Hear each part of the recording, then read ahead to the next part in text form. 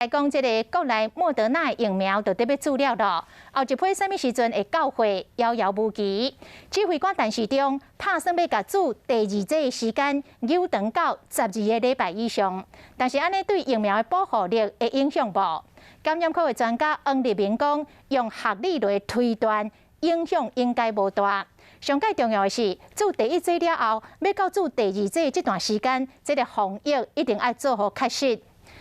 英国这个上新的研究，才是互人上界烦恼的。讲未来真有可能会出现到超级变种的病毒，这种病毒现有的疫苗拢挡伊袂牢，恐惊拢会失效。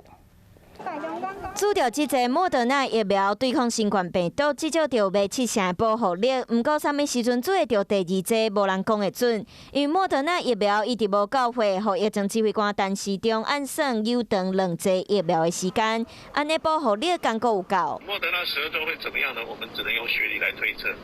推测起来，间隔12周大概是还好。你第一剂打完之后的抗体呢，浓度其实不是太高的。那么在等待第二剂施打的这一段时间内呢，你因为抗体浓度不够高，有可能会受到感染。影响可能无大，不过欠疫苗欠真大。目前担要注第二剂莫德纳的人有275万多人，加上疫苗注射意愿登记，敢若选莫德纳有400多万人，算的阁有686万人打莫德纳疫苗。不过即马全台湾敢若剩64万8千多剂，阁差621万剂。就算注疫苗，面对高怪病毒嘛烦恼。英国政府的紧急状况科学顾问小组发表研究，就讲阁会有新的超级变异株，而且阁有可能互所有疫苗拢无效。如果新冠肺炎病毒呢会流感化的话，它就一定会走这条路。